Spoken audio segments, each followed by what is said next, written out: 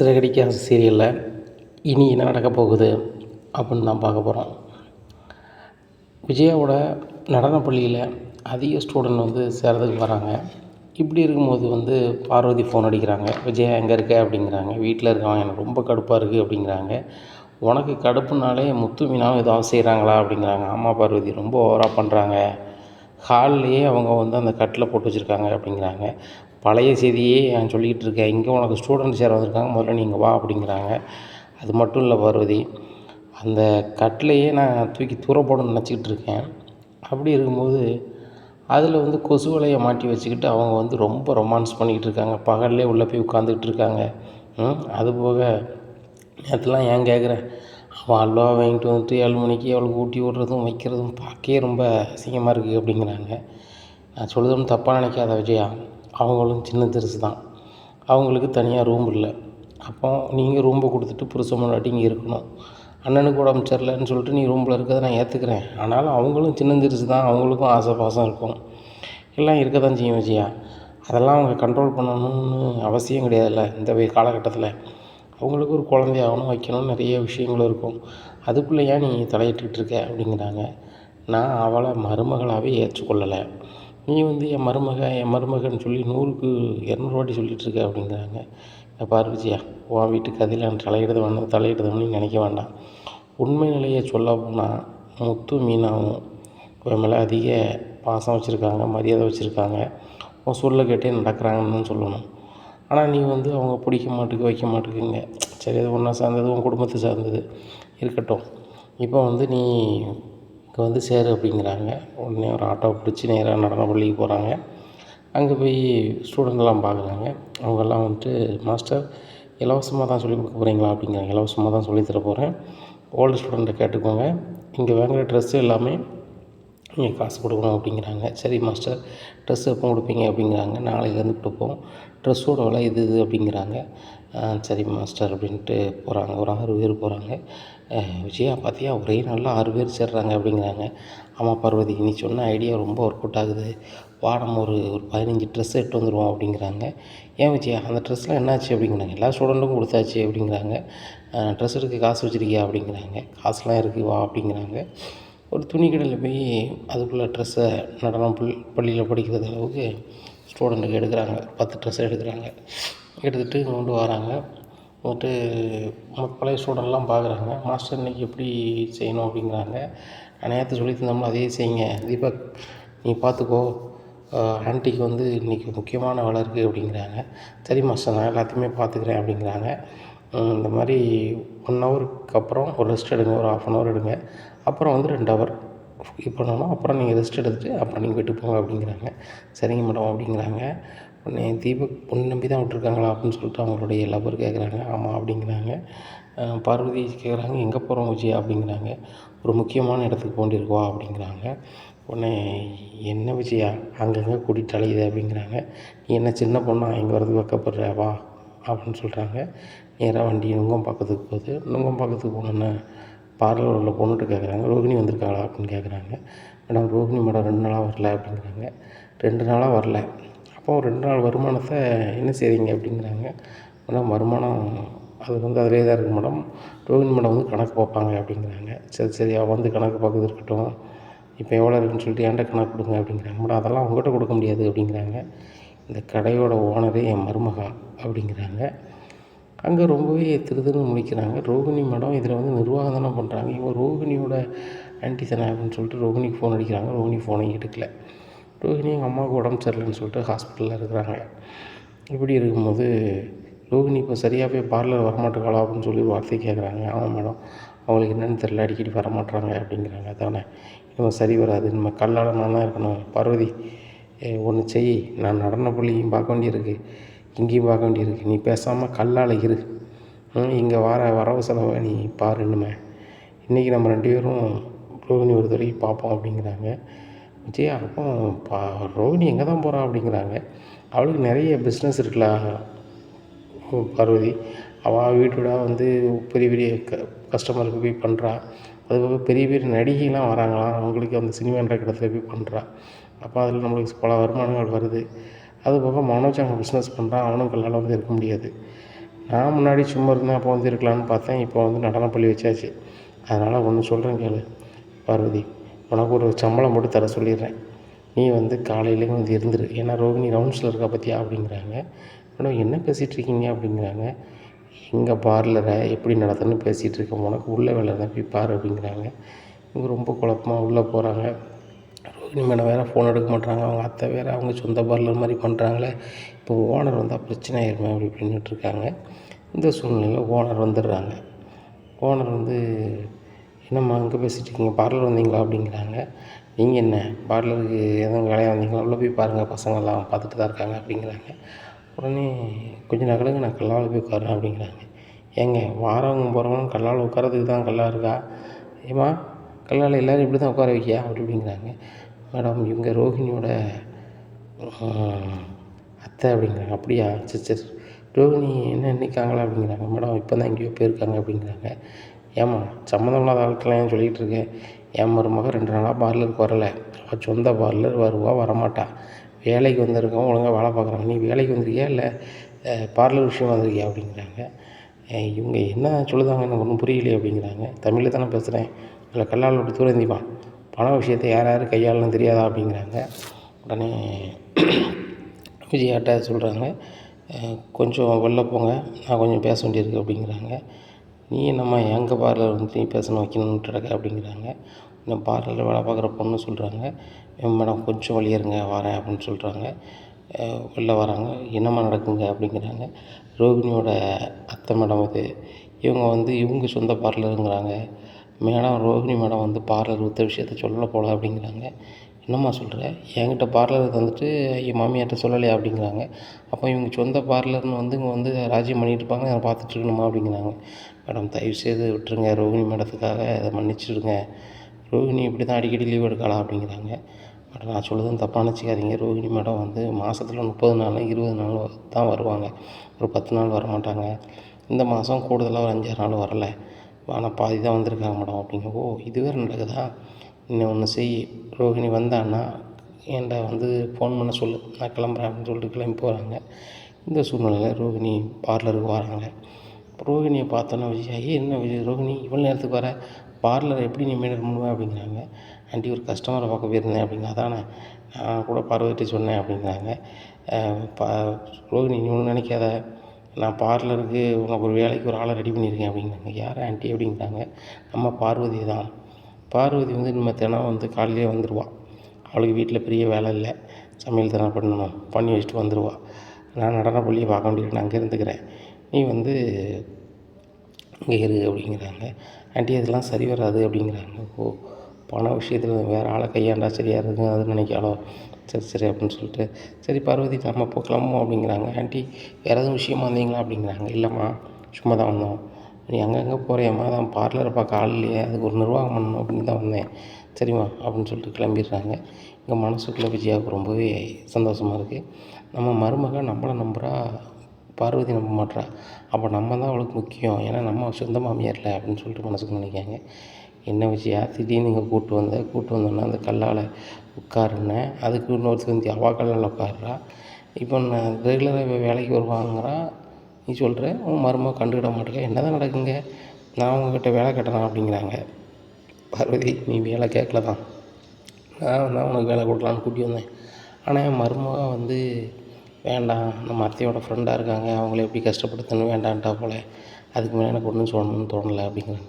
அப்படி தோணுதா, இல்லைன்னா பண விஷயத்த வந்து 3ஆம் மனுஷிக்கிட்ட பகிர்ந்துக்க கூடாதுன்னு நினைக்கலாம் அப்படிங்கிறாங்க. சே அப்படிலாம் இல்லையா மருமகன், அவள் கோடிக்கணக்கில் சொத்து உள்ள ஒரு கோடீஸ்வரி, இந்த பார்லரில் வர தினம் 10,000 அவனுக்கு ஒரு மேட்ரா அப்படிங்கிறாங்க. நாளைக்கு 10,000 கிடைக்குமா விஜய் அப்படிங்கிறாங்க. சால்ட்டாக கிடைக்கும் அப்படிங்கிறாங்க. அப்போ மாதம் 3 லட்ச ரூபா ஆச்சுல, அந்த 3 லட்ச ரூபா ஆச்சு எங்கேயோ போயிடலாமா அப்படிங்கிறாங்க. அவள் எதிர்காலத்துக்கு சேர்த்து வைக்கா அப்படிங்கிறாங்க.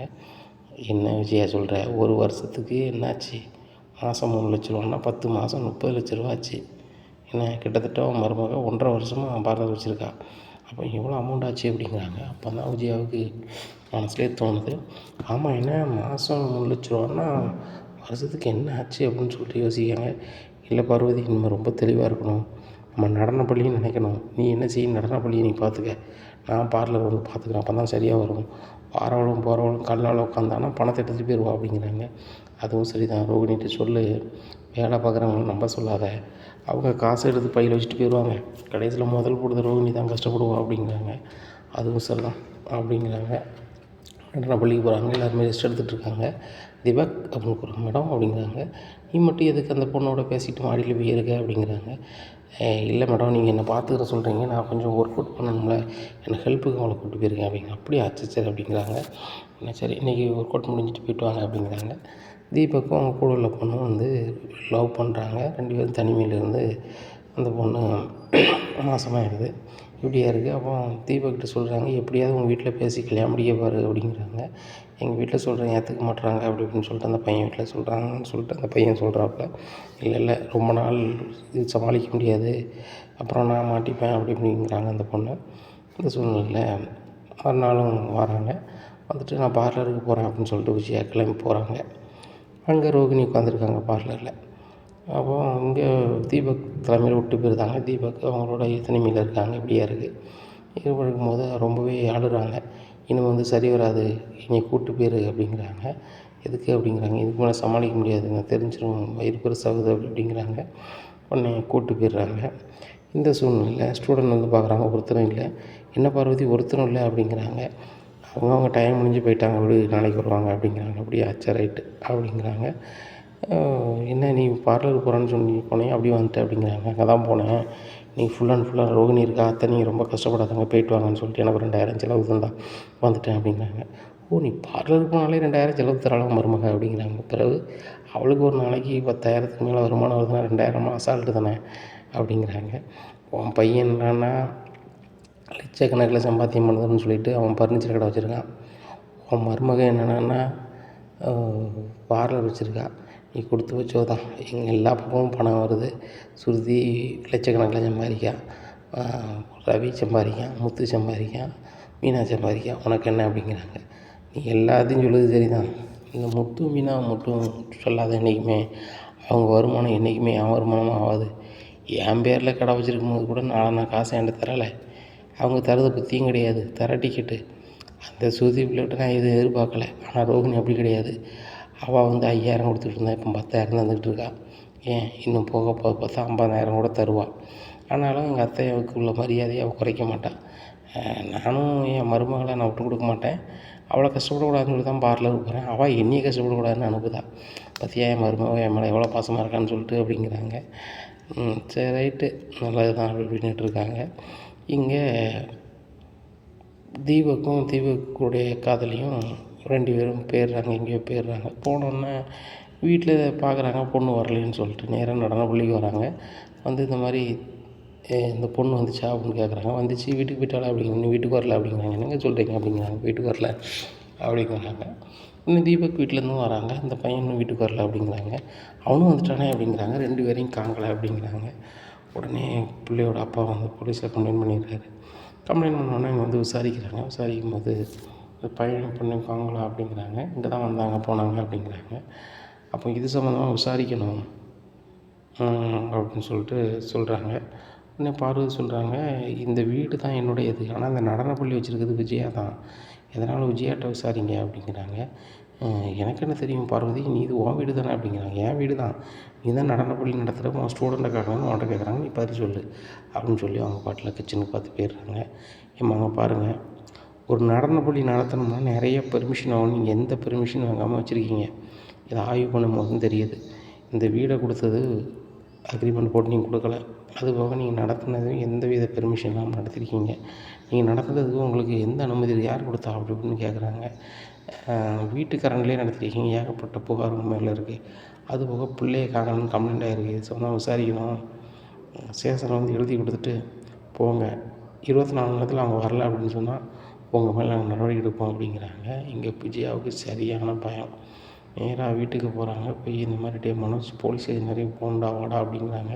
ஏம்மா போலீஸ் ஸ்டேஷன் இருக்குமா, இவ்வளோ நேரத்துக்கு நான் வரலாமா அப்படிங்கிறாங்க. டே போலீஸ் வந்துட்டு போகிறாங்கடா, தீபக்னு ஒரு ஸ்டூடெண்ட் வந்தாமாடா அப்படிங்கிறாங்க. ஆமாம்மா, உங்களை பைக்கில் ஏற்றிட்டு போவானா அப்படிங்கிறாங்க. ஆமாடா, அவன் வந்து ஒரு பிள்ளையை கூப்பிட்டு போயிட்டான், ஒரு ஸ்டூடெண்ட்டை. இப்போ அந்த பிள்ளையை காங்கலன்னு சொல்லிட்டு போய் கம்ப்ளைண்ட் பண்ணியிருக்காங்க. இப்போ வந்து போலீஸ் என்ன விசாரிக்க கூப்பிட்றாங்கடா, எனக்கு பயமாக இருக்குது வாடா அப்படிங்கிறாங்க. ஏம்மா நான் வரல வைக்கல அப்படின்ட்டு இருக்காங்க. குசு குசுன்னு பேசிகிட்டு இருக்கீல அப்படின்னு சொல்லிட்டு அண்ணாமலை என்னதாங்க நடக்குது அப்படிங்கிறாங்க. இல்லைங்க ஒன்றும் இல்லை, நடனப்பள்ளி நடத்துகிறோம்லாங்க, அங்கே ஒரு பிரச்சனை அப்படிங்கிறாங்க. உடனே முத்து சிரிக்கிறாங்க. எப்பா இவங்களால தான் ஏதாவது பிரச்சனை இருக்கும் அப்படிங்கிறாங்க. டேய் வாயை மூடுறா, என்ன ஆச்சு விஷயா சொல்லு அப்படிங்கிறாங்க. இல்லைங்க ஒரு ஸ்டூடெண்ட்டு வந்து நீ வந்து வீட்டில் வந்து எரிச்சு போவாங்க அப்படிங்கிறாங்க. ஆமாம், அந்த ஸ்டூடெண்ட்டை காங்கலை, ஒரு பொண்ணையும் காங்கலை அப்படிங்கிறாங்க. முத்து சிரிக்கிறாரு. ரைட்டு அப்படிங்கிறாங்க. உடனே ஏங்க சும்மா இருங்க அப்படிங்கிறாங்க மீனா. சரி அதுக்கு உனக்கு என்ன சம்மந்தம் அப்படிங்கிறாங்க. போலீஸ் விசாரிக்கணும்னு கூப்பிட்றாங்க, பிள்ளையும் பையனையும் காங்கலைன்னு சொல்லிட்டு அப்படிங்கிறாங்க. உடனே முத்து சொல்கிறாரு, அப்போ காங்கலைன்னா போய் பதில் சொல்லிட்டு வாங்க அப்படிங்கிறாங்க. அதான் ஸ்டேஷனுக்கு மனோஜை கூப்பிட்றோம் வரமாட்டேறான் அப்படிங்கிறாங்க. முத்து சொல்கிறார் நான் வரேன் வாங்க அப்படிங்கிறாங்க. வேறு வழியே இல்லாமல் விஜயா வந்து முத்து கூட போகிறாங்க. போனோடனே ஸ்டேஷனில் போய் எழுதி கொடுக்குறாங்க. எனக்கு அதுக்கு சம்மந்தம் இல்லை, எங்கள் ஸ்டூடெண்ட்டுங்க வந்தாங்க, அப்புறம் வந்துட்டு அவங்க எங்கே போனாங்க ஏது போனாங்கன்னு தெரியாது. எங்கள் வீட்டு பக்கத்துலேயே கேமரா இருக்குது பார்த்துக்கோங்க. நான் நடனப்பள்ளி வச்சுருக்க இடத்துலையும் இது இருக்குது. நான் நடனப்பள்ளி இன்னும் பெரிய அளவில் எதுவும் பண்ணலை, நான் பயிற்சி மட்டும் தான் கொடுக்கேன், பள்ளி மாதிரிலாம் வச்சு நடத்தலை அப்படி இப்படின்னு சொல்லி எழுதி கொடுக்குறாங்க. சரிம்மா தேவைப்பட்டவங்கள விசாரிக்கிறோம் அப்படிங்கிறாங்க. பார்வதிக்கு ஃபோன் அடிக்காங்க. நீங்கள் வந்து எழுதி கொடுங்க, விஜயா வந்து எழுதி கொடுத்தாங்க அப்படிங்கிறாங்க. விஜயாவுக்கு ஃபோன் அடிக்காங்க. விஜயா உன்னால் எனக்கு சீரழிவாக இருக்குது, நீ பார்த்த வேலையை பாரு, நான் ஜெயிலுக்கு போயிடும் உங்களுக்கு அப்படி இப்படின்னு இருக்காங்க. இப்போ தான் ஸ்டேஷனில் எழுதி கொடுத்து வரேன் நீ வா அப்படிங்கிறாங்க. பார்வதி வராங்க. அதனால் பார்வதியும் எழுதி கொடுக்காங்க. இந்த வீடை வந்து என் ஃப்ரெண்டுக்குங்கிற முறையில் கொடுத்தேன், அவன் நடன பள்ளிலாம் வைக்கலை, ஆனால் சும்மா சொல்லி கொடுத்துக்கிட்டு இருந்தான். அவங்க வந்தாங்க, எங்கே போனாங்கன்னு தெரியாது, அதனால் எங்களுக்கு அதுக்கும் சம்மந்தம் இல்லைன்னு எழுதி கொடுத்து வெளில வராங்க. இந்த சூழ்நிலையில் பொண்ணு வீட்டுக்காரங்க வராங்க. வந்துட்டு இந்த இந்த நடனப்பள்ளி வச்சுருக்கவங்க தான் எனக்கு அவங்க தான் ஏதோ செஞ்சுருக்காங்க, விசாரிக்க வகையில் அந்த பையன்தான் வந்து இந்த அம்மாவை வந்து வீட்டிலேருந்து கூப்பிட்டு வருவானா கொண்டு விடுவானா. இந்த அம்மாவுக்கு அவன் ரொம்ப க்ளோஸ், இந்த அம்மாட்ட சொல்லாமல் எதுவுமே செய்ய மாட்டான், அதனால் அந்த விஜயா மேடத்தை விசாரிங்க வேறு மாதிரி அப்படிங்கிறாங்க. உடனே போலீஸ் வெளில வராங்கம்மா, நீங்கள் வாங்க உங்களுக்கு விசாரிக்கணும் அப்படிங்கிறாங்க. சார் இப்போ தான் எழுதி கொடுத்தேன் அப்படிங்க. எழுதி கொடுத்ததெல்லாம் இருக்கட்டும்மா, பிள்ளையோட அப்பா சொல்கிறாங்க அவன் வந்து உங்களை தான் காலையில் வந்து வீட்டில் பைக்கில் கூப்பிட்டு வருவானா கொண்டு விடுவானா, அதுபோக அவனை காங்கலை வைக்கலை, அவர் பிள்ளைங்க காங்கலைன்னா உங்களை தான் விசாரிக்க முடியும் அப்படிங்கிறாங்க. இதை கேட்ட வச்சு ஆகா சும்மா ஓசியில் கூப்பிட்டு வரான்னு வந்தேன், இப்போ அது ஒரு பெரிய பிரச்சனை ஆகிட்டா அப்படின்னு சொல்லிட்டு முடிச்சிட்ருக்காங்க. இப்படியா இருக்குது இந்த சூழ்நிலையில் வந்துட்டு பார்வதி வாங்க என் கூட அப்படிங்கிறாங்க. நான் அவரில் வச்சு அனுப்பிட்டு வா அப்படிங்கிறாங்க. முத்து சொல்கிறாரு, சார் எங்கள் அம்மா தான் எதுவும் பிரச்சனை பண்ணாங்கன்னு உறுதியாக தெரிஞ்சு நான் பண்ணுங்கள் சார், மற்றபடி இது பண்ண முடியாது அப்படிங்கிறாங்க. தம்பி நீங்கள் யார், நான் இவங்களோட பையன் அப்படிங்கிறாங்க. தம்பி சட்டப்படி என்ன செய்யலை செய்யுங்க. இப்போ வந்து பொண்ணோட அப்பா சொல்கிறார் நாங்கள் சட்டப்படி விசாரிக்க போகிறோம், பொண்ணு 24 ஹவர்ஸில் வரல அப்படின்னா நடவடிக்கை உங்கள் அம்மா மேலே எடுப்போம், அந்த வீட்டு ஓனர் மேலே எடுப்போம் அப்படிங்கிறாங்க. உடனே பார்வதி ரொம்ப பயப்படுறாங்க. ஒரு நாளை பாரு நான் இவ்வளோ சீரழிதம் பாரு அப்படிங்கிறாங்க. இங்கே விஜயாவுக்கு சரியான பயம் ஆயிடுது. சார் எழுதி கொடுத்துருக்கோம், எங்கள் அம்மா மேலே தப்புனா சொல்லுங்க நான் கூப்பிட்டு வரேன்னு சொல்லிட்டு முத்து வீட்டுக்கு கூப்பிட்டு போயிடுறாரு. பார்வதியும் பயத்தில் வந்து விஜயா வீட்டுக்கு வந்துடுறாங்க. இப்படி இருக்கும்போது அண்ணாமலை ரொம்பவே சத்தம் போடுறாங்க. இங்கே பாரு விஜயா, உன்னால் ஒரு கதையை சமாளிக்க முடிக்கணும் வைக்கணும், அப்படி இருக்கும்போது நீ தொழில் பண்ணணும் சரியா. உன்னால் பார்வதி இழுத்து விட்டு வேடிக்கை பார்த்துட்ருக்கூடாது. அந்த பையன் ஏற்கனவே வந்து உன்கிட்ட வந்து சிங்சா அடிக்கும் போதே தெரியும் ஏதாவது ஒரு பிரச்சனை பண்ணுவான்னு சொல்லிட்டு முத்து அப்போவுமே சொன்னான், நீ கேட்டியா கேட்கல, நான் ரொம்ப நம்பினேன், பாரு எப்படி ஆகிட்டு பாரு அப்படின்ட்டு இருக்காங்க. இந்த சூழ்நிலையில் தீபக் அந்த பொண்ணை கூட்டிகிட்டு நேராக விஜயா வீட்டுக்கு வராங்க. மேடம் அப்படின்னு சொல்லிட்டு வந்து காலில் விடுறாங்க விஜயா காலில். நீங்கள் தான் மேடம் என்னை சேர்த்து வைக்கணும் அப்படின்னாடி, படுபாவி உன்னால் நான் போலீஸ் ஸ்டேஷனுக்கும் வீட்டுக்கும் அலைஞ்சிட்ருக்கேன்டா, என்னையும் உள்ளே வச்சுருவேன் என் ஃப்ரெண்டை உள்ளே வச்சுருவேன்னு சொல்கிறாங்க, எனக்கே ரொம்ப ஒரு மாதிரி இருக்குடா, தயவுசெய்து இந்த பொண்ணை கொண்டு விட்றா அப்படிங்கிறாங்க. விட முடியாது மேடம், நீங்கள் தான் அவங்க தலைமையில் தான் கல்யாணம் முடிச்சு வைக்கணும் அப்படிங்கிறாங்க. முத்து சொல்கிறாரு, டேய் உங்களால் எங்கள் அம்மா போலீஸ் ஸ்டேஷனுக்கு அலைஞ்சிட்டாக்கு, ஒழுங்கு மரியாதையுமே ஸ்டேஷனுக்கு போங்க அப்படிங்கிறாங்க. நாங்கள் 2 பேரும் மேஜர் எங்களுக்கு பிடிச்சிருக்கு, நாங்கள் கல்யாணம் கட்ட போகிறோம் அப்படிங்கிறாங்க. அப்போ கல்யாணத்தை முடிங்க அப்படிங்கிறாங்க.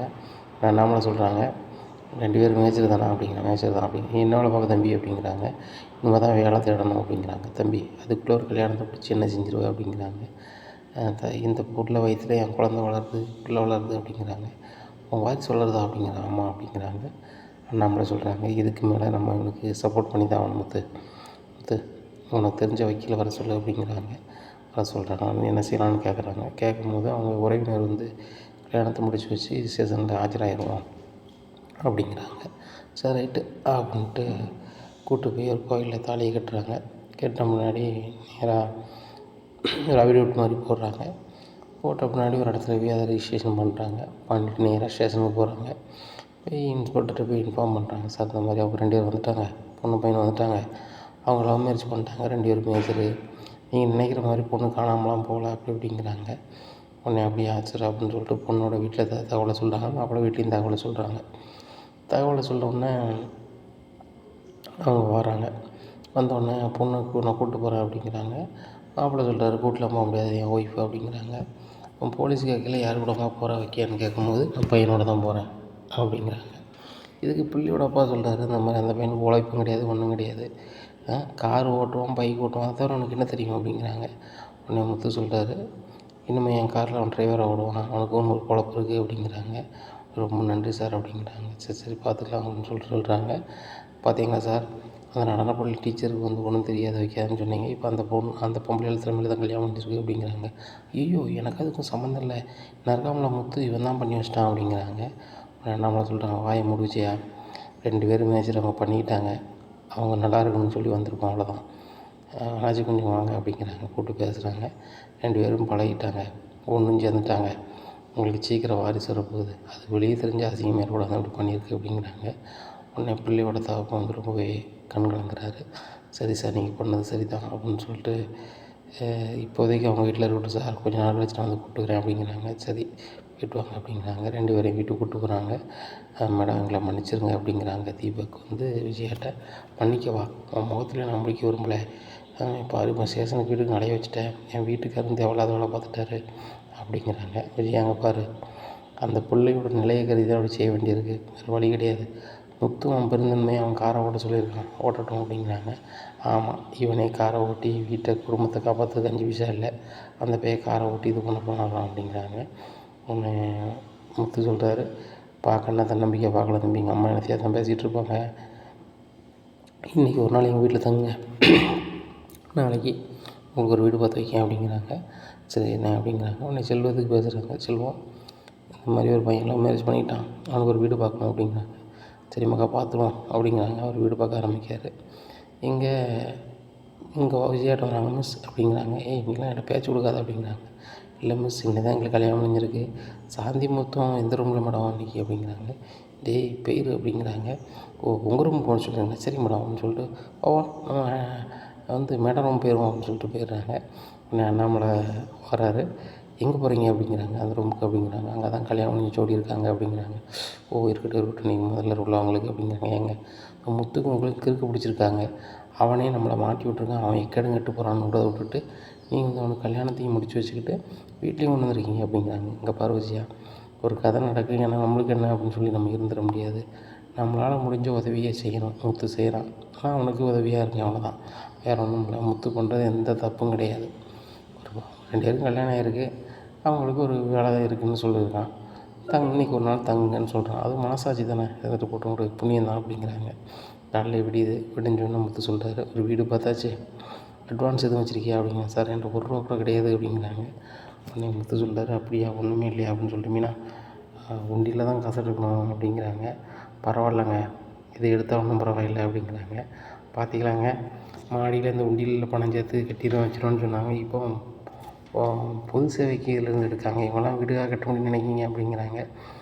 வீடு கட்டுறேன் கட்டல வச்சியா, ஆனால் 4 பேருக்கு நல்லது செய்யணும்னு நினைக்காமல, கண்டிப்பாக நல்லதாக இருக்கும் முத்து, நீ பண்ணு, இல்லைன்னா என்கிட்ட காசு வாங்கிக்கோ, அப்படிங்கிற பணம் வச்சுருக்கேன் அப்படின்னு சொல்லிட்டு வண்டியில் உள்ள பணத்தை எடுத்துகிட்டு போய் வீட்டுக்கு அட்வான்ஸ் கொடுக்குறாங்க.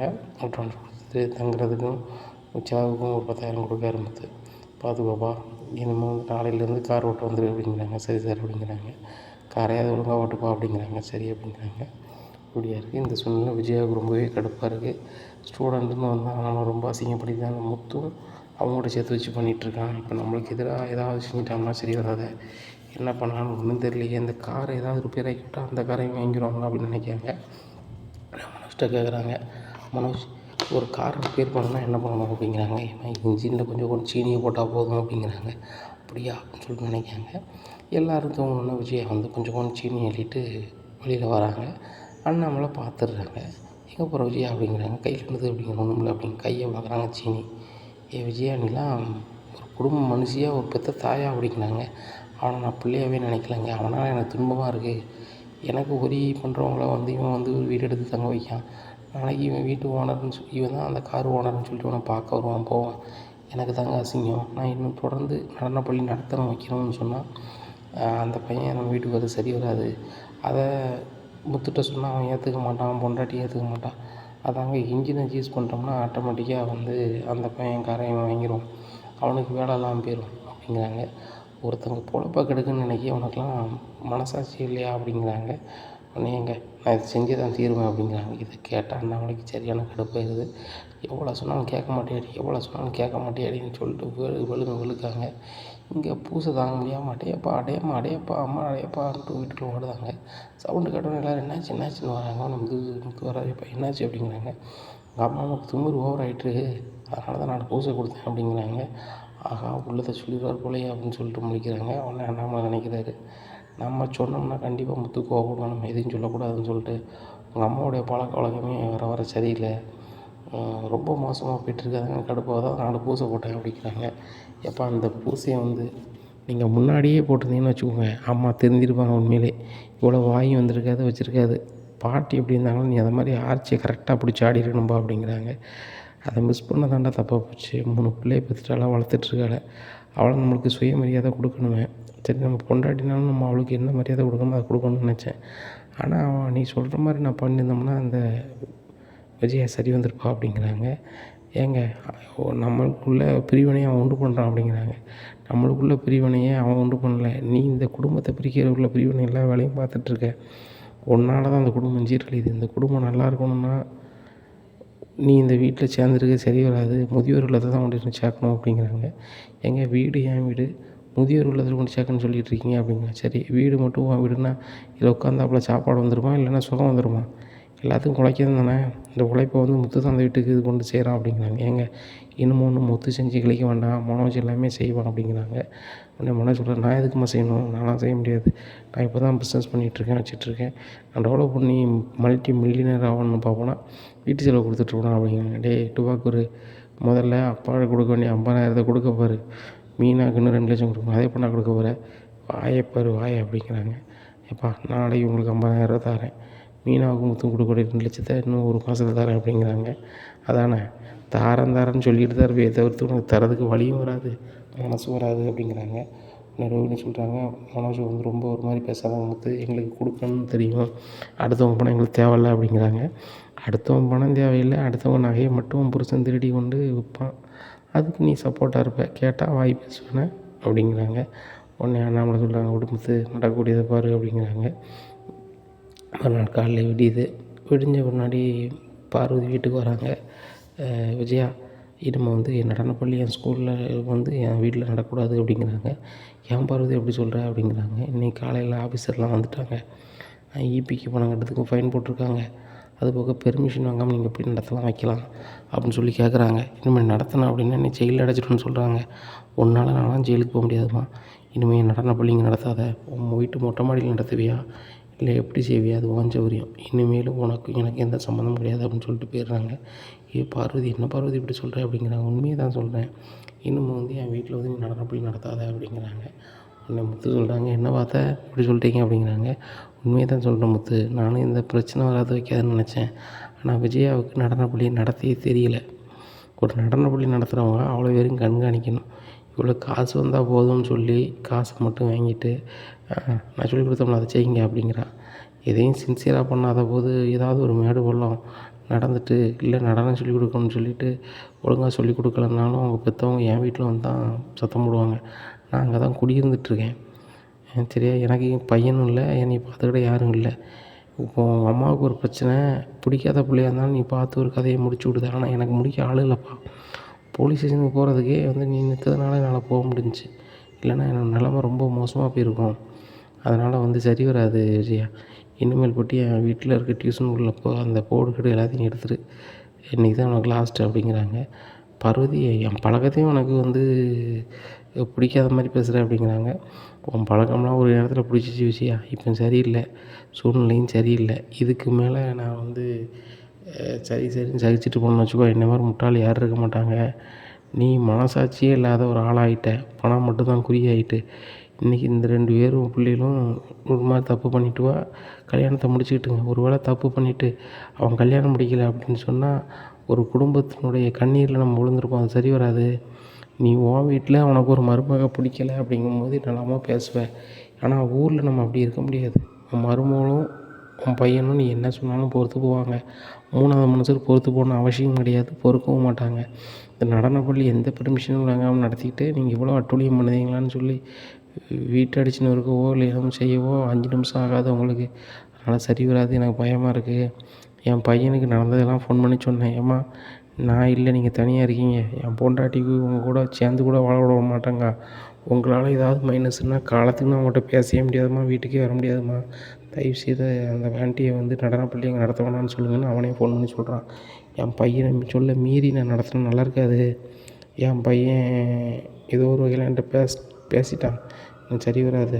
என் மருமகளை எப்படியாவது கூப்பிட்டு வராங்க. என் மருமகளும் என் பையனும் வரும்போது அங்கே நடனப்பள்ளி இருந்துச்சு, அதில் ஏதாவது பிரச்சனை இருந்துச்சு அப்படின்னு சொன்னால் கண்டிப்பாக அவங்க வரமாட்டாங்க, என்கிட்ட பேசவே மாட்டாங்க. உன்னால் என் பையனையும் மருமகளையும் நான் இழக்க விரும்பலை. அதனால் நீ போர்டெல்லாம் எடுத்துரு அப்படிங்கிறாங்க. உன்னை என்ன பண்ண சொல்கிறாங்க? இந்த முடிவை முன்னாடியே எடுத்துருக்கணும் பார்வதி, இதான் கரெக்டு. குடும்பமாக இருக்க இடத்துல வந்து ஒரு நடனப்பள்ளி நடத்துறது சாத்தியம் இல்லை.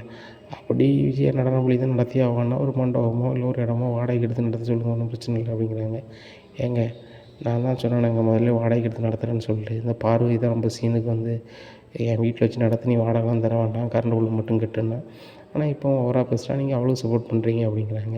இப்போ பார்வதியா நம்மளால் யாருக்கும் எந்த உரியும் இருக்கக்கூடாது. பார்வதி வந்து பேசுகிறாங்கன்னா அவளுக்கு உரி வந்துடும் அப்படிங்கிறதுக்காக தான் வந்து பேசுகிறாங்க. அதனால் வந்து சரி வராது. நீ பேசாமல் அந்த நடனப்பள்ளியை என்ன செஞ்சிரு, எடுத்துட்டு நம்ம வீட்டில் மொட்டை மாடியில் சொல்லிக் கொடுக்க முடியும்னா சொல்லிக் கொடு, இல்லை விட்டுரு அப்படிங்கிறாங்க. ஏங்க மொட்டை மாடியில் தானே நம்மளுக்கு விளையாட்டாக இருக்க, நீங்கள் வந்து மேலே வந்து சீட்டு போட்டு தாங்க அப்படிங்கிறாங்க. இங்கே பார்வதியா, மாடியில் முத்து வீடு கட்ட போகிறான், அது வரைக்கும் நீ எடுத்துக்க, வீடு கட்டும்போது நான் எடுக்க முடியாது அப்படிங்கிறாங்க. ஏங்க அவன் வீடு கட்டக்கூடாது, வீடு கட்டினா நான் எப்படிங்க நடன கிளாஸ் எடுக்க முடியும் அப்படிங்கிறாங்க. விஜயாங்க பாரு, நீ இன்னும் கடைசி காலத்தில் நடனப்பள்ளி எடுத்து வச்சு ஆளாகி நடக்க போகிறதில்ல. கடைசி காலத்துக்கு வந்துட்டேன். இப்படி ஒரு பிரச்சனைலாம் ஓடிட்டுருக்கு. இப்போ இருக்க காலகட்டத்தில் முத்து மீனாக மாடியில் வீடு கட்டுறது மட்டும்தான் நிலையாக இருக்கணும். நீ வந்து ரெஸ்ட் எடுக்க காலகட்டத்துக்கு வந்துட்ட. நடனம் சொல்லிக் கொடுக்கும்போதே உன் கழுத்து பிடிச்சிக்கிச்சு, அதை மீறி நீ பண்ணிகிட்ருக்க. ஏதாவது ஒரு இக்கட்டான சூழ்நிலை ரொம்ப சங்கடம். இப்போவுமே உன் நடனப்பள்ளிக்கு நிறைய மைனஸ் ஆகிடுச்சு. நம்ம ஸ்டூடெண்ட் சேர்றதும் அப்படி தான் இருக்கும். அதனால் நான் ஒன்று சொல்லுறதும் கேளு. பேசாமல் நடனப்பள்ளியை மூடிட்டு வீட்டில் நல்ல ஒரு அத்தையாக மருமகளை வழிநடத்தக்கூடிய நல்ல அத்தையாக வீட்டில் இருக்குது, அது உனக்கு நல்லாயிருக்கும் அப்படிங்கிறாங்க. ஏங்க நீ முடக்கி பார்க்கணுன்னு நினைக்கிறீங்க, அதை பற்றி தானே கல்யாணம் முடிஞ்ச புதுசுலேயே நீங்கள் நடனப்பள்ளி வைக்க சொல்லியிருந்தீங்கன்னா நான் பெரிய ஆளாக இருப்பேன். நீங்கள் அதை பற்றி எதுவுமே பேசாமல் பிள்ளைகள் வளர்க்கட்டும்னு விட்டுட்டீங்க. இப்போ என் மருமக ரோகிணி சொன்னப்பயே நான் வச்சுருக்கேன், யாருக்காகவும் எடுக்க முடியாது, மாடியில் நடனப்பள்ளி நான் ஆரம்பிக்க தான் போகிறேன் அப்படிங்கிறாங்க. உடனே முத்து முகம் ஒரு மாதிரி மாறுது, மீனா முகம் ஒரு மாதிரி மாறுது. இதை நம்மளை பார்க்குறாங்க. இவங்க வந்து இங்கே நடனப்பள்ளி ஆரம்பித்தாங்கன்னா கண்டிப்பாக வந்து மாடியில் ரூம் கட்ட முடியாது அப்படின்னு சொல்லி முழிக்கிறாங்க. அண்ணாமலை சொல்கிறாங்க, விஜய் அங்கே பாரு, நீ மாடியில் ஆரம்பித்தாலும் பெர்மிஷன் இல்லாமல் ஆரம்பித்தா மாட்டிக்கிடும், சரியா? அதனால் நீ பெர்மிஷன் வாங்கி எங்கே வைக்கணும் வை. அவங்க பெரும்பாலும் நம்ம வீட்டு மொட்டை மாடி நடத்துறதுக்கு அனுமதி கொடுக்க மாட்டாங்க. நீ ஏதாவது ஒரு மண்டபமோ இல்லை ஏதோ எடுத்து இது பண்ணலாம் அப்படிங்கிறாங்க. ஏங்க நீங்கள் அப்போ நான் மண்டபம் எடுத்து எனக்கு சப்போர்ட் பண்ணுவீங்களா அப்படிங்கிற ஒரு சைடு சப்போர்ட் பண்ணுறேன், இது மாதிரிலாம் முறையாக பெர்மிஷன் வாங்கி அப்படிங்கிறாங்க. முத்து மீனாவுக்கு அப்போ தான் ஓரளவு பரவாயில்லாமல் இருக்குது. அண்ணாமலை சொல்கிறாங்க, முத்து நீ எதுவும் நினைக்காத, யார் தடுத்தாலும் சரி தான், நீ மாடியில் ரூம் கட்டுறதை தடுக்கவே முடியாது, உன் பாட்டில் கேட்டு உடனே கட்டுதே அப்போ பணம் தரேன், இல்லை எங்கள் அம்மாட்டாலும் வாங்கி தரேன் அப்படிங்கிறாங்க. எப்போ பாட்டிகிட்ட வாங்கி கட்டணும், உங்களை போய் கட்டணும், வாங்கி பணத்தை வாங்கி மாடியில் நாங்கள் ரூம்பு கட்டுறோம், என்றைக்கோ கட்டியிருப்போம்பா. ஆனால் வந்து என் பொண்டாட்டி சொல்லிட்டாப்பா, என் உழைப்பில் தான் வந்து கட்டணும்னு சொல்லிட்டா, அதனால் எங்கள் உழைப்பில் தான் நாங்கள் கட்டுவோம்பா, நீங்கள் கவலையே போடாதீங்க, அம்மா நடனப்பள்ளி ஆரம்பித்தாலும் கட்டடம் அவ்வளோ நடக்கும். ஏன்னா அப்படி நாங்கள் கட்டடம் கட்டிட்டேன்னா நாங்கள் கட்டின கட்டடத்துக்கு மேலே கூட அவங்க நடத்தட்டும், ஒன்றும் பிரச்சனை இல்லை அப்படிங்கிறாங்க. டேய் என் வீட்டில் நீ என்னடா எனக்கு பெர்மிஷன் தர்றது, எதை செய்யணும் செய்யக்கூடாது எனக்கு தெரியும், வீட்டில் பெர்மிஷன் கேட்டால் கிடைக்காதுன்னு அப்பா சொல்கிறாரு, அதுக்கேற்றாப்புல நாங்கள் பார்த்துக்குறோம், மற்றபடி என் வீட்டில் நீ நடனப்பள்ளி நடத்தணுமா நடத்தக்கூடாதுன்னு நீங்கள் சொல்லாதீங்க அப்படிங்கிறாங்க. உடனே முத்து சொல்கிறத தப்பாக நினச்சிக்காதீங்க, வீடு உங்கள் பேரில் மட்டுமா இருக்குது அப்படிங்கிறாங்க. நம்மளும் சிரிக்கிறாங்க, எங்கள் அப்பா பேர்லேயும் தான் இருக்குது, சரியா? நான் எங்கள் அப்பா பங்கில் நான் வீடு கட்டி தான் நினச்சிக்கிடுவோம். எங்கள் அப்பா இப்போ வீட்டை விட்டு வெளியே போக என்ன சொல்லட்டும், நான் உடனே கிளம்புறேன் அப்படிங்கிறேன். ஏங்க நீங்கள் சொல்லுங்கள் அவங்க கிளம்பி போகட்டும் அப்படிங்கிறாங்க. நான் எதுக்கு சொல்ல போகிறேன் என் பிள்ளைய, என் பிள்ளை காலத்துக்கு என் கூட இருக்கணும், என் பிள்ளையாவே இருக்கணும் அப்படிங்கிறதுக்காக தான் நான் மாடியில் ரூம் கட்டியே சொல்கிறேன். அப்படி இருக்கும்போது நான் எப்படிப்பா சொல்லுவேன் அப்படிங்கிறாங்க. மீனா சிரிக்கிறாங்க. சுற்றி சொல்கிறாங்க, ஆன்ட்டி மாடியில் ரூம் வந்து அவங்க தான் கட்டுவாங்களா, நம்ம கட்டக்கூடாதா அப்படிங்கிறாங்க. உடனே ஏம்மா அதுக்கு பணம் நிறைய வேணும் அப்படிங்கிறாங்க. என்ன ஆன்ட்டி இன்னொரு ஃப்ளோர் எடுக்கலாம்ல, நீங்கள் நினச்சா முடியாதா அப்படிங்கிறாங்க. என்கிட்ட அவ்வளோ பணம் இல்லையம்மா அப்படிங்கிறாங்க. ஆன்ட்டி அப்போ ஒன்று செய்வோம், மாடியில் ஒரு ஃப்ளோர் கட்டுறதுக்கு நாங்கள் 3 ஜோடி இருக்கோம், 3 ஜோடிட்டு ஷேரிங்னா சீக்கிரம் வீட்டு நடந்துடும்ல அப்படிங்கிறாங்க. ஏம்மா நீ வந்து மீனா வீடு கட்டி கொடுக்குறேன்னு நினைக்கிய அப்படிங்கிறாங்க. ஆன்ட்டி அவங்களுக்கு கட்டி கொடுக்குன்னு நினைக்கல, நம்ம ஒரு ஃப்ளோரை கட்டோம்னா எல்லாருமே நம்ம வந்து புழங்கிக்கலாமா ஆன்ட்டி அப்படிங்கிறாங்க. ஓ அப்படி சொல்லிட்டு அப்படின்னு சொல்லிட்டு மனோஜ் வா அப்படிங்கிறாங்க. என்னம்மா அப்படிங்கிறாங்க. ஒன்றும் இல்லை மாடியில் ஒரு ஃப்ளோர் கட்டிடுமா அப்படிங்கிறாங்க. ஏம்மா நான் வந்து அடுக்குமாடி குடியிருப்போன்னு வாங்கலான்னு பார்க்குறேன் அப்படிங்கிறாங்க. உடனே முத்து சொல்கிறாரு, குடிக்கிறதுக்கே கஞ்சி இல்லையா, ஆனால் இவர் வந்து பன்னீரை தான் வாங்கி குளிப்பாராம். அந்த கதையாக இருக்கும் கதை. வீட்டில் 50,000 அப்பா கொடுக்கணும், அதை கொடுக்க வழி கிடையாது, அவன் பொண்டாட்டி கொடுக்குறேன்னு நினச்சி நான் கொடுக்க வழி கிடையாது, ஆனால் வாயை போரு அப்படிங்கிறாங்க. மாடியில் ஃப்ளோர் கட்டணும் நான் துட்டு வேணும் அப்படிங்கிறாங்க. ஏம்மா உடனே நான் கொடுக்க முடியாது, இவ்வளோ பெரிய அமௌண்ட் கொடுக்க முடியாது அப்படிங்கிறாங்க. உடனே சுற்றிக்கிட்டே சொல்கிறாங்க, பல குரலே அப்படிங்கிறாரு முத்து. நீங்கள் மாடியில் வீடு கட்டுறதெல்லாம் கட்டுங்க, நாங்களும் உங்களுக்கு ரூம் கட்டுறோம், நீங்கள் 2 ரூம் உங்களுக்கு கட்டுங்க அப்படிங்கிறாங்க. சரி முத்து உங்களாலே கட்டும் போது எங்களால் கட்ட முடியாதா ரவி, நம்ம மாடியில் 2 ரூம் கட்டிடுவோம் அப்படிங்கிறாங்க. உடனே சுற்றிக்கிட்ட வந்து விஜயா சொல்கிறாங்க, ஏம்மா ஓ ரேஞ்சுக்கு வந்து நீ இதை மாதிரி 4 வீடு கட்டலாமா, அவங்களுக்கு ஒத்த ரூம் கட்டுறதே பெரிய போராட்டமா, நீங்களாம் அவங்களுக்கு பதிலுக்கு பதில் நிற்காதம்மா அப்படிங்கிறாங்க. இல்லாட்டி நம்ம சப்போர்ட்டு இருந்துச்சுன்னா அவங்க சீக்கிரம் கட்டிடுவாங்க தான், ஆனால் நம்ம வந்து அவங்களுக்கு சப்போர்ட் பண்ண போகிறதில்ல, நம்ம தனியாக ரூம் கட்ட போகிறோம், அவங்க தனியாக ரூம் கட்ட போகிறாங்க அப்படிங்கிறாங்க. மீனாவை கண்ணடிக்கிறாங்க. கண்ணடிச்சிட்டு மாடிக்கு வாங்க அப்படிங்கிறாங்க. பையன் மாடிக்கு போகிறாங்க. ஏன் அப்படி சொன்னேன் அப்படின்னு சொன்னால், நீங்கள் 2 ரூம் கட்டின பிறகு ஆன்ட்டி வந்து அங்கே நடன பள்ளி ஆரம்பிக்கணும் அப்படி இப்படிம்பாங்க. உங்களுக்கு ரொம்ப கஷ்டமாக தெரியும். அவங்க கட்டடத்தையும் கட்ட விட மாட்டாங்க, வைக்க மாட்டாங்க. அதனால தான் நான் கூட 2 ரூம் எடுப்போம்னு சொல்லிட்டு நாங்கள் 2 ரூம் எடுத்துடுறோம். எங்களுக்கும் கீழே இருக்கிறத விட மேலே இருக்கிறது ரொம்ப பிடிச்சிருக்கும், இயற்கை காற்று கொஞ்சம் வரும் அப்படிங்கிறாங்க. சரி ரைட்டு அப்படிங்கிறாங்க. உடனே ஆன்ட்டிகிட்ட நான் சொல்லும்போது சண்டை போடுறது மாதிரி தான் சொல்லுவேன், இங்கே அதை மாதிரியே மேனேஜ் பண்ணிக்கோங்க மீனா அப்படிங்கிறாங்க. சரி அப்படிங்கிறாங்க. இங்கே ஸ்ருதியும் ரவியும் மாடியில் வீடு கட்டுறதுக்கு எல்லா ஏற்பாடும் பண்ணுறாங்க. முத்து எல்லாம் ஏற்பாடும் பண்ணி மாடியில் வீடு கட்டுறதுக்கு எல்லா வேலையும் பார்க்குறாங்க. அப்புறம் பால் காப்பி 2மே ஒன்று போல் வைக்கிறாங்க. வைக்கும்போது விஜயாவுக்கு சரியான கடுப்பாக இருக்குது. எல்லாத்தையும் சொல்கிறாங்க, இது என் மருமகா 10 நாளில் கட்டினது அப்படிங்கிறாங்க. உடனே முத்து சொல்கிறாரு, அவங்க 10 நாளில் கட்டினாங்க, அவங்க கிட்ட 1 மாதம் ஆயிடுச்சு, எங்கிட்ட பணம் இல்லை அவங்ககிட்ட பணம் இருக்குது அப்படிங்கிறாங்க. உடனே ஸ்ருதி அம்மா சொல்கிறாங்க, ஸ்ருதி நான் உனக்கு இது மாதிரி 10 வீடுனா ஒரே நேரத்தில் வாங்கி தர முடியும், ஆனால் இவங்களுக்கு ஈக்குவலாக அவங்க 2 ரூம் கட்டுதான், நீ 2 ரூம் கட்டிருக்க, எனக்கு தான் அவமானமாக இருக்குது அப்படிங்கிறாங்க. மம்மி எங்கள் தேவைக்கு நாங்கள் ரூம் கட்டியிருக்கோம், உன்னை பால் காய்க்கணும்னு நான் சொன்னதில்லை, உன்னை கூப்பிட்டது உங்கள் சம்மந்தி, அதனால் உங்கள் சம்மந்திகிட்ட பேசிக்காங்க மம்மி அப்படிங்கிறாங்க. உடனே சுதா வராங்க, என்ன சம்மந்தி நான் மீனாவை ஏசினேன், அதுக்கப்புறம் 2 பேரும் பேசிக்கிட்டு தான் இருக்காங்களா அப்படிங்கிறாங்க. இல்லை சம்மந்தி 2 பேரும் பேசுகிறது இல்லை, நிறையும் பாவமாக தான் இருக்காங்க. இப்போ உங்கள் மகா 2 ரூம் கட்டினது கூட மீனாவே 2 ரூம் கட்டுதா, நம்மளால் கட்ட முடியாதுன்னு வீம்புக்கு தான் கட்டுதா, அவன் 2 பேருமே பேச மாட்டாங்க வைக்க மாட்டாங்க அப்படிங்கிறாங்க. அப்படியே சம்மந்தி அப்படின்னு சொல்லிட்டு மனசு பசிரிக்கிறாங்க. ரைட்டு உள் வீட்டுக்குள்ளே சண்டை வர ஆரம்பிச்சிட்டு, சண்டை வர ஆச்சுன்னா கலகம் பிறந்துடும். கலகம் பிறந்தால் கண்டிப்பாக நம்ம சுருதி நம்ம வீட்டை பார்த்து வந்துடும், ஒன்றும் பிரச்சனை இல்லை அப்படின்னு நினைக்காங்க. இதெல்லாம் பால் காய்ப்பெல்லாம் முடிஞ்சிருது. பாட்டி சொல்கிறாங்க, முத்து மீனா மனோஜ் ரவியும் வந்து மேலே ரூம் கட்டாங்க, நீங்களும் ரூம் கட்டிங்க, சரி மனோஜ் தொழில் பண்ண தான் அவன் அந்த வருமானத்தை வச்சு என்ன செய்கிறான் அப்படிங்கிறாங்க. பாட்டி ஒன்றும் செய்யலை, மாதம் 50 ரூபா கொடுப்பான்னு சொன்னால் அதையும் கொடுக்கல, மீனா கொடுக்க வேண்டிய பணமும் கொடுக்கல அப்படின்னாலே மனோஜ் என்னடா ஆச்சு அப்படிங்கிறாங்க. பாட்டி கடை நடத்துறது வந்து நட்டத்தில் போய்ட்டுருக்கு அப்படிங்கிறாங்க. சொல்கிறது, பாட்டி உற்சாகமாக நடத்தணும், தன்னம்பிக்கையாக நடத்தணும், இவன் இந்த சோம்பேறி எந்திக்கதே மணி 11 மணிக்கு எந்திக்கான், 12 மணிக்கு கடைக்கு போகிறான், ஏன்னா அங்கே போய் கல்லால் தூங்கிட்டு தான் இருக்கான், அப்புறம் எப்படி பாட்டி வியாபாரம் நடக்கும் அப்படிங்கிறாங்களே. ஒரு தொழிலில் வந்து ரொம்ப உத்வேகமாக இருக்கணும், உத்வேகமாக இல்லைன்னா ஜெயிக்க முடியாது மனோஜ் அப்படிங்கிறாங்க. பாட்டி நீங்கள் எவ்வளோ சொன்னாலும் சரி தான், இந்த காதில் வாங்கி அந்த காதில் விட்டுருவான், அதனால் அவன் பிறந்ததே வேஸ்ட்டு பாட்டி அப்படிங்கிறாங்களே. நான் நான் அவங்களுக்கு சாதித்து காட்டியே தீருவேன் அப்படிங்கிறாங்க. இதாக இருக்குது, வேறு ஒன்றுமே இல்லை. விஜயா மாதம் 50 ரூபா கொடுக்கலான்னு சொன்னானே, என்னென்ன வாங்கி கொடுக்க சொன்னேன், பணம் என்னாச்சு அப்படிங்கிறாங்க. டேய் மனோஜ் பணம் என்னடாச்சு அப்படிங்கிறாங்க. உடனே அப்படிமா இப்படிமாங்கிறாங்க. டே மனோஜ் கேவலப்படுத்தாத அப்படின்னு சொல்லிட்டு, அத்தை இன்னொரு 1 ஹவரில் தந்துடுவான் அப்படிங்கிறாங்க. மனோஜ் வாடா அப்படிங்கிறாங்க. 1 ஹவரில் கொடுக்க சொல்லியிருக்கீங்க, எப்படிம்மா என்னால் கொடுக்க முடியும் அப்படிங்கிறாங்க. ஒரு நாள் நான் தான்டா சீரழிதேன். இதில் ஒரு 2 பவுன் நகை இருக்குது, இதை கொண்டு அடமானம் வச்சு ஒரு 50,000 கொண்டு வா. எங்கள் அத்தை முன்னாடி வந்து இதை கொடுக்கலன்னு வச்சுக்கோங்க, பாட்டி என்ன அவ்வளோ பேர் முன்னாடி கிளின்னு கிழிச்சிருவாங்க, சரி வராது போ அப்படிங்கிறாங்க. உடனே சரிம்மா அப்படின்னு சொல்லிட்டு அதை அடமானம் வச்சு கொண்டு கொடுக்குறாங்க. விஜயா கேட்குறாங்க, அடமானம் வச்சியா வித்தியா அப்படிங்கிறாங்க. அம்மா அடமானம் தான் வச்சுருக்கேன் அப்படிங்கிறாங்க. ஒன்று நம்ப முடியாது தான், சீட்டை கொண்டா அப்படிங்கிறாங்க. சீட்டை பார்க்குறாங்க, அடமானம் தான் வச்சுருக்கு. இது ஒழுங்கு மரியாதையாக எனக்கு ஒரு 10 நாளில் திருப்பி தர, அவ்வளோதான் அப்படிங்கிறாங்க. ரோகிணி சொல்கிறாங்க, ஆண்டி நான் திருப்பி தந்துடுறேன் அப்படிங்கிறாங்க. ஏம்மா ரோகிணி சொல்லுறது தப்பான செய்யாத, லட்சக்கணக்கில் மாதம் சம்பாத்தியம் பண்ணதான் அப்படி இப்படின்னு எல்லோரும் சொல்கிறாங்க, ஆனால் அந்த லட்சத்தெலாம் நீ என்னம்மா பண்ணுற அப்படிங்கிறாங்க. உடனே ரோகிணி திருத்தந்து முடிக்காங்க. இங்கே பாருமா, இனிமேல் இப்படி இருக்காத, ரொம்ப புத்திசாலித்தனமாக இருக்குது அப்படின்னு பேசிகிட்டு இருக்கும்போதே ரோகிணியோட அம்மா கால் பண்ணுறாங்க. ரோகிணி அம்மா கால் வந்தோடனே ரோகிணி ரொம்பவே பதறாங்க. ரோகிணி முகம் ஏன் ஒரு மாதிரி மாறுது அப்படின்னு சொல்லிட்டு மனோஜ் பார்க்குறாங்க. ஹலோ அப்படிங்கிறாங்க. என்னம்மா என்னாச்சு அப்படிங்கிறாங்க. ஒன்றும் முன்னாடி என்னால் மூச்சு விட முடியலடி, அந்த நர்ஸு பிள்ளையும் நீ என்னமோ பண்ணி பார்க்க எனக்கு மூச்சு விட முடியல, நீ உடனே வரையா அப்படிங்கிறாங்க. சரிம்மா உடனே கிளம்பி வரேன் அப்படின்னு சொல்லிட்டு மலமலன்னு ரோகிணி கிளம்பி போகிறாங்க. உடனே மனோஜ் கேட்குறாங்க, ரோகிணி எங்கே அவசரமாக போகிறேன் அப்படிங்கிற. மனோஜ் வந்து எல்லா விஷயத்தையும் சொல்கிறேன் அப்படிங்கிறாங்க. இங்கே பாரு ரோகிணி, இன்றைக்கி நான் போக அனுமதிக்க மாட்டேன், எங்கே போகிறேன்னு சொல்லு, இல்லை நான் வரேன் அப்படிங்கிறாங்க.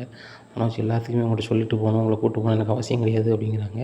இங்கே பாரு ரோகிணி, நீ என் ஒய்ஃப், நீ என்கிட்ட சொல்லி தான் போகணும் அப்படிங்கிறாங்க. உன் ஒய்ஃப்னா எல்லா விஷயத்தையும் உன்ட்ட சொல்லிகிட்டு இருக்க முடியும், சொல்ல முடியாது அப்படின்னு சொல்லிட்டு கிளம்பி போகிறாங்க. வீட்டுக்கு வெளியே போயிட்டு அங்கே வந்து ஒரு ஆட்டோ ஃபோன் அடிக்காங்க. ஆட்டோ வந்துடுது. ஆட்டோவில் ஏறி ஸ்டார்ட்னு போயிட்டே இருக்காங்க. வீட்டுக்குள்ளே வந்தோடனே ஏம்மா ரோகிணியோட நடவடிக்கை வர சரியில்லைம்மா அப்படிங்கிறாங்க. என்னடா சொல்கிற அப்படிங்கிறாங்க. ஆமாம்மா, திடீர்னு எங்கள் அம்மா போகிறா வரா, எங்கே போகிறான்னு என்ன சொல்ல மாட்டா, கேட்டா என்ன கோவப்படுதா கேட்டா அப்படிங்கிறாங்க. டேய் அப்போ வேறு என்னதும் பண்ணுறாங்கடா அப்படின்னு எனக்கு தெரிலம்மா அப்படிங்கிறாங்க. எனக்கும் டவுட்டாக தான்டா இருக்குது, கடையில் அவ்வளோ வருமானம் வருது அப்படி இப்படிங்கிறாங்க, ஆனால் அந்த வருமானத்தை வச்சு என்ன செய்கிறான்னு தெரியல, உனக்கும் ஹெல்ப் பண்ண மாதிரி தெரியல. மாதமே 3 லட்ச ரூபா கிடைக்குன்னா 10 மாதம்னா 30 லட்ச ரூபா ஆச்சு. அவங்க அப்பாட்ட அதுக்கு 15 லட்ச ரூபா வாங்கி சேர்ந்து உனக்கு பிஸ்னஸ் பண்ண சொல்லணுமாடா. அவளே நினச்சா என்னென்னாலும் பண்ணலாம், ஒரு பேங்க்கில் லோன் போட்டால் இத்தனை லட்ச ரூபாயை போடலாம். அப்படி இருக்கும்போது அவள் என்னமோ பண்ணுறாடா அப்படிங்கிறாங்க. இப்போ வருமானத்தை யாருக்காக கொண்டு கொடுக்கலாம் அப்படிங்கிறாங்க. நானும் அப்படி தான் நினைக்கிறேன். இப்போ வருமானத்தை தரைய மாட்றான், முன்னாடி மாதிரி ஹெல்ப் பண்ணவே மாட்றாமா. இப்போ புதுசுன்னு ஒரு ஃபோன் வருது, ஃபோன் வந்தோன்னா முகம் மாறுது, முகம் மாறணுன்னா பாட்டில் கிளம்பிடுது. அதேமாதிரி அந்த சிறந்த தம்பதி போட்டியில் கூட ஒன்று சொன்னான், இந்த மாதிரி எனக்கு நெருக்கடி பண்ணுறவங்களும் நான் பணம் கொடுக்கணும்னு சொன்னான். அதெல்லாம் கொடுப்பாளா, என்ன கதைன்னு எனக்கு தெரிலம்மா அப்படிங்கிறாங்க. டேய் அப்பாவா, யார் தான்டா அப்படிங்கிறாங்க. நீங்கள் தானம்மா சொன்னீங்க மலேசியாவில் ஒரு பணக்கார பிள்ளை அப்படின்னு சொன்னீங்க. சரி நானும் ஒரு பணக்காரி சிக்கிட்டா நம்ம கட்டினோன்னா பெரிய ஆளாக இல்லைன்னு தான் கட்டினேன். ஆனால் போகிற பார்த்தா என்ன ஆகுதுன்னு தெரிலம்மா, என்கிட்ட சரியான பதிலும் இல்லை, அவளை வச்சு எந்த பிரயோஜனமும் இல்லை. அவங்க அப்பாவை பற்றி கேட்கும் போதெல்லாம் அவர் ஜெயிலில் இருக்கார் அப்படிங்க. அதுபோக அவங்க மாமாவுக்கு ஃபோன் அடித்து நான் எதுன்னு கேளேன் அப்படின்னா எங்கள் மாமாவுக்கு ஃபோன் போக மாட்டேங்குங்க, ஃபோன் நம்பர் கேட்டாலும் தரமாட்டா அப்படிங்கிறாங்க. விஜயா சொல்கிறாங்க, டேய் அவன் பொண்டாட்டி தானடா, ஒரே ரூமில் தானடா தூங்குறீங்க, தூங்கும்போது அவள் ஃபோன் எடுத்து பார்த்து மாமா நம்பரையோ மற்ற நம்பரையோ எடுக்க முடியாதா அப்படிங்கிறாங்க. நானும் அதை சொந்தமாக முயற்சி பண்ணும்போது அவள் செல்லை எங்கேயோ ஒழிச்சு வச்சுருதாம்மா அப்படிங்கிறாங்க. சின்ன பிள்ளைமா சொல்லிகிட்டு இருக்காருடா, ரொம்ப தெளிவார். இந்த முத்து மீனாவும் பாரு கூலி வேலைக்கு போயிட்டுருக்காங்க, அவங்க மாடியில் 2 ரூம் கட்டிட்டாங்க, கிட்டத்தட்ட 4 லட்ச ரூபாய் அவங்களால பரட்ட முடியுது. 2 கார் சொந்தமாக வச்சுருக்காங்க. நீ பாரு உன் மாமனார் தந்த 15 லட்ச ரூபாயோட உட்காந்துட்ருக்க, அதில் வர வருமானம் சம்பளம் கொடுக்குறதே சரியாக இருக்குன்னுட்டுருக்க. நீ வீட்டுக்கு கொடுக்க வேண்டிய பணத்துக்கு நான் வந்து என்ன செய்தேன், என்னோடய நகையை வச்சு அதை கொடுத்துருக்கேன். இந்த மாதம் நகையை வச்சு கொடுத்தாச்சு, அடுத்த மாதம் என்ன செய்ய போகிறேன், 10 நாள் எனக்கு திருப்பி தரேன்ருக்கு, அதை எப்போ திருப்பி தருவேன் அப்படின்னு சொல்லி கேட்குறாங்க. இனிமையாவது புத்திசாலித்தனமாரு மனோஜ் அப்படிங்கிறாங்க. உடனே மனோஜ் சொல்கிறாரு, ஏம்மா மாடியில் யார் வீடு கட்டினாலும் உங்களுக்கு தான் மதிப்பு கூட போகுது, பேசாமல் நம்ம வீட்டு பத்திரத்தை வச்சு ஒரு பெரிய அமௌண்ட் ஒன்று வாங்கிடுவோம்மா, வாங்கிட்டு ஒரு பெரிய ஃபர்னிச்சர் கடை உங்கள் பேர்லேயே வச்சுருவோமா அப்படிங்கிறாங்க. டேய் மனோஜ், அடவு வச்சுனாக்கே நீ 10 நாளில் திருப்பி தர மாட்டேன்னு தெரிஞ்சு போச்சு, இதில் நீ வந்து இந்த வீட்டை அடமானக்குன்னு நினைக்க போறியா அப்படிங்கிறாங்க. ஏம்மாங்க பாருங்கள், வீடு வீடாக தான் இருக்கும், பிஸ்னஸ் உங்கள் பேரில் தான் பண்ணித்தர போகிறேன், நீங்கள் வந்து அதை நீங்கள் மேனேஜ் பண்ணிக்கோமா, நான் அப்பப்போ வந்து பார்த்துக்குறேன் அப்படிங்கிறாங்க. நல்லா இருப்பு சாமி, அதை பற்றியே பேசாத, இந்த வீட்டை அடமானம் வைக்கணும் போகணுங்கிற வார்த்தையை விட்டுரு, நீ வந்து எப்படி உழைப்பியோ எது உழைப்பியோ எனக்கு தெரியாது, 10 நாளையில் அடமானம் வச்ச நகையை வாங்கி திருப்பி தந்துடு. அதுபோக ரோஹிணி என்ன செய்தா ஏது செய்தா, அவளுக்கு வர வருமானத்தை யாருக்கு கொடுக்கா அதை நீ பாரு. அவள் தூங்கின பிறகு அவள் செல்ஃபோன்லேயே யாருக்கும் பணம் அனுப்பியிருக்காளா, வச்சுருக்காளா, அவள் செல்ஃபோனில் என்னெல்லாம் பதிவு இருக்குது அதெல்லாம் பாரு. அப்படி பதிவு இருக்குன்னா அதை உன் செல்லுக்கு அனுப்பி பைய பாரு, அதான் நல்லது. இல்லையா அவள் ஃபோனை நீ எடுத்து வச்சுட்டு காணாமல் போன மாதிரி பண்ணால் கூட ஒரு நாளில் என்ன நடக்குன்னு அந்த செல்லுள்ள தரவு பூரா எடுத்துரு. அதை எடுத்தால் மட்டும்தான் அவள் யார், என்ன வரும், உழைச்ச வருமானத்தெல்லாம் என்ன செய்தா, இவ்வளோ வருமானத்தையும் வச்சுக்கிட்டும் ஒருத்தி கஷ்டப்படுதான்னா என்ன நடக்கு அப்படின்னு உன்னால் புரிஞ்சிக்க முடியும். அதுபோக அப்பா வேறு வந்து மலேசியா ஜெயிலில் இருக்கார் அப்படி இப்படின்னு சொல்லிட்டு அவள் சொல்கிறான். அது உண்மை தான், அது நம்ம நம்புகிறோம். ஆனாலும் அவர் எப்போ வராரு எது வரான்னு தெரியணுன்னா அவள் ஃபோனை நீ எடுத்தால் மட்டும்தான் தெரிய வரும். ஏதோ சொல்கிறாங்கடா அந்த ஃபோன் தான் இங்கே வர்ற மாதிரி பண்ணலாமான்னு சொல்கிறாங்களே அப்படிங்கிறாங்க. அவன் அப்படி பண்ணிடலாம் அப்படிங்கிறாங்க. அப்படி பண்ணுடா, அவளுக்கு யார் ஃபோன் இருந்தாலும் அவன் ஃபோனுக்கு இருந்த மாதிரி பண்ணு. அங்கே என்ன நடக்குது எது நடக்குதுலாம் தெரிஞ்சால் மட்டும்தான் ரோகிணி பற்றிய ரகசியம் அவனுக்கு தெரிய வரும். இதே ரகசியங்கள் வந்து முத்துக்கோ மீனாவுக்கோ ஏன் அவங்க அப்பாவுக்கோ ஸ்ருதிக்கோ ரவிக்கோ தெரிஞ்சுன்னா உனக்கு தான் அசிங்கம். அவள் திடீர்னு இங்கேலாமல் போகிறா, இங்கேலாமல் தங்கிக்கிறா, பணத்தை எங்கே கொண்டு கொடுக்கா எது கொடுக்கான்னு தெரில. ஒருவேளை உன்னை லவ் பண்ணதுக்கு முன்னாடி யாரையும் விரும்பியிருந்தாலும் வச்சுருந்தா அதுக்கு மட்டும் தெரிலடா அப்படிங்கிறாங்க. இல்லைம்மா அப்படிலாம் இருக்காது அப்படிங்கிறாங்க. டே இருக்கக்கூடாதுன்னு நான் நினைக்கிறேன். ஆனால் வந்து அன்றைக்கி ஹாஸ்பிட்டலுக்கு போகும்போது 2வது செக்கப் போனேன், 3வது செக்கப் போனாங்க. முதல் குழந்தை அழிஞ்சிருக்கு அதை சொல்லலையாமான்னு கேட்கல. அதுக்கு என்னெல்லாமோ சொல்கிறான். ஆனால் நம்பும்படியாக இல்லை. அவ்வளோ பேர் இருக்கும்போது நான் வேறு எதுவும் பேசக்கூடாதுன்னு பேசலடா. ஆனால் எனக்கே அவன் மேலே ஒரு டவுட் இருக்குது. அதனால் நீ வந்து ஆழ்ந்து இது பண்ணிப்பார். அவள் எந்த ஹாஸ்பிட்டலில் மெடிக்கல் செக்கப் போனாலும் அந்த டாக்டர்கிட்ட போய் என்ன ஏதுன்னு கேட்கும்போதாவது ஓரளவு நம்மளுக்கு விட தெரியும் அப்படிங்கிறாங்க. ஆமாம்மா என்னென்னு கேட்குறேன் அப்படின்னு சொல்லிட்டு மனோஜ் வந்து நேராக அந்த ஹாஸ்பிட்டல் கிளம்புறாரு. அந்த ஹாஸ்பிட்டலில் போய் டாக்டர் வணக்கம், இந்த தேதியில் என் வீட்டம்மா செக்கப் வந்தாங்க, அவங்கள பற்றியே முழு தகவல் எனக்கு தெரியணும், ரொம்ப ஃபீல் பண்ணிகிட்டே இருக்காங்க, உங்கள் ஐடி கார்டை காமிங்க, நீங்கள் தான் மனோஜ்வான்னு சொல்லிட்டு நாங்கள் பார்த்துக்குறோம் அப்படிங்கிறாங்க. ஐடி கார்டை காமிக்கிறாங்க. பார்த்தோன்னே நீங்கள் தான் அவங்க ஹஸ்பண்ட் அப்படின்னு சொல்லிட்டு அவங்களோட தகவல் பூரா சொல்கிறாங்க. அவங்களுக்கு 10 வருஷத்துக்கு முன்னாடி குழந்தை பிறந்திருக்கு. அதுக்கப்புறம் அவங்க குழந்தையே தெரியலை. இப்போ மறுபடி குழந்தையானா ஒரு பிரச்சனை வராதா அப்படின்னு சொல்லி தான் செக் பண்ண வந்திருக்காங்க. இவங்களுக்கு எந்த பிரச்சனையும் இல்லை, ஹஸ்பண்ட் உங்களை தான் செக் பண்ணணும் அப்படிங்கிறாங்க. இதை கேட்டால் மனோஜ் ரொம்பவே ஷாக்காகிறாங்க. இனி என்ன நடக்கும் இந்த ரோகிணி மனோஜ் வாழ்க்கையில் அப்படிங்கிறத பொறுத்து வந்து பார்க்கலாம். நம்ம சேனலை நீங்கள் மறக்காமல் லைக் அண்ட் சப்ஸ்கிரைப் பண்ணுங்கள். நன்றி, வணக்கம்.